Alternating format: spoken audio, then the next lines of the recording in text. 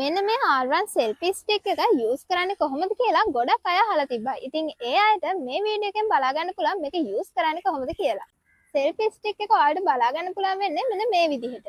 මෙන්න මේ phone holder එක නිතරම ඔයාලා උඩට කරනකොට මෙන්න මෙතන තියෙන screw එක බුරුල් කරලා මේ විදිහට උඩට පහළට කරන්න. ඊට පස්සේ ඔයාලට ඕන angle එකකින් තියලා මේ screw එක තද කරගන්න. phone එක මෙතනට mount කරද්දී ඉස්සෙල්ලාම ඔයා මෙන්න මේ කෑලි දෙක මේ විදිහට open කරගන්න ඕන.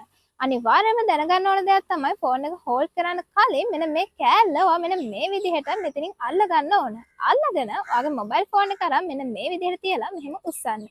එතකොට ඔයාලට හරියම පහසුවෙන් ඔයාගේ ෆෝන් එක ෆෝන් හෝල්ඩර් එකට මවුන්ට් කරගන්න පුළුවන්. ඒ වගේම ෆෝන් එක මවුන්ට් එකෙන් ගලව ගන්නෙත් ඒ විදිහටම තමයි. මෙන්න මෙතනින් තද කරලා අල්ලගෙන මේ විදිහට උස්සලා ෆෝන් එක ගලව ගන්න පුළුවන්. එහෙම කරන්නේ නැතුව මෙන්න මෙතනින් විතරක් අල්ලලා මෙන්න මෙහෙම උස්සලා ෆෝන් එක දාන්න යන්න එපා.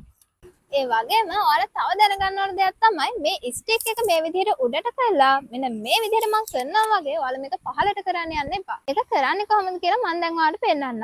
ඔයාලා මේක උඩට කරද්දී මෙන්න මේ විදිහට ෆෝන් එකෙන් අල්ලලා මේක උඩට කරන්න යන්න එපා. මෙන්න මේ විදිහට මෙතනින් අතින් අල්ලගෙන තමයි ඔයාලා මේක උඩට කරන්න ඕන. ඊට පස්සේ ඔයාලා මේක පල්ලෙහාට කරන්න ඕනේ. මෙන්න මේ විදිහට ස්ටෙප් බයි ස්ටෙප් තමයි මේක පල්ලෙහාට කරගන්න ඕන. එන්න මේ විදිහට තමයි ඔයා මේ ස්ටෑන්ඩ් එක උඩට කරන්න වගේම පහළට කරන්න ඕන. ඔන්න ආයෙත් බලා ගන්න මෙන්න මේ විදිහට තමයි කරගන්න තියෙන්නේ.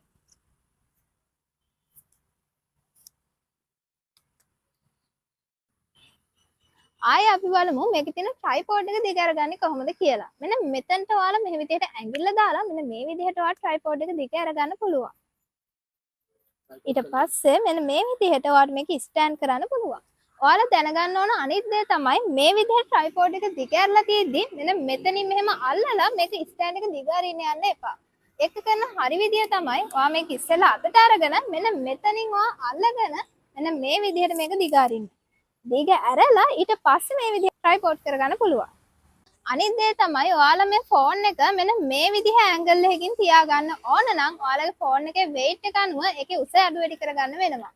මෙන්න මේ ෆෝන් එක RAM 200ක් විතර බර ෆෝන් එකක්. එතකොට මේ ෆෝන් එක වලට හෝල්ඩ් කරන්න පුළුවන් වෙන්නේ මෙන්න මේ වගේ උසකින්.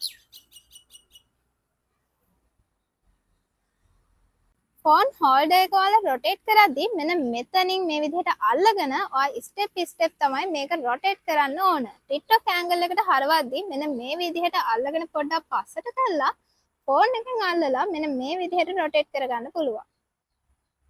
මේ තියෙන්නේ ඔයාලට මේකට හම්බෙච්ච ලයිට් එක.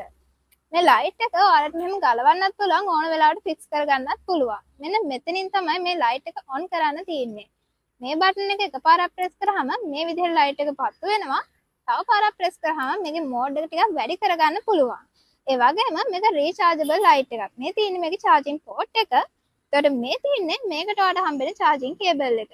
මේ ලයිට් එකේ හොඳ එළියක් තියෙනවා. ඔයාලට මේ වගේ වෙලාවකත් මෙන්න මේ වගේ එළියක් මේකෙන් බලා ගන්න පුළුවන්. මේ ලයිට් එක ඔයාලට සාමාන්‍ය එකපාරක් charge කරලා විනාඩි 15ක් 17ක් අතර කාලයක් use කරන්න පුළුවන්. ලයිට් එක auto low mode එකට වැටෙනකොට අනිවාර්යෙන් ඔයා මේක charger දාන්න ඕන.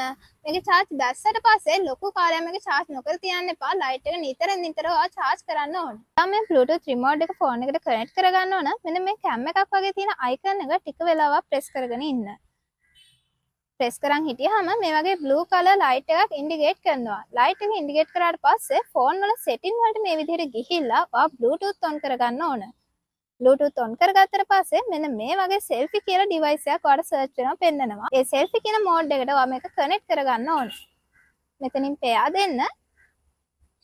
දැන් ඔයාලට පෙන්නනවා මේක connect වෙලා තින්නේ. දැන් ඔයාලට පුළුවන් phone එකේ cam එකට ගිහිල්ලා මෙන්න මේ විදිහට photos videos capture කරන්න.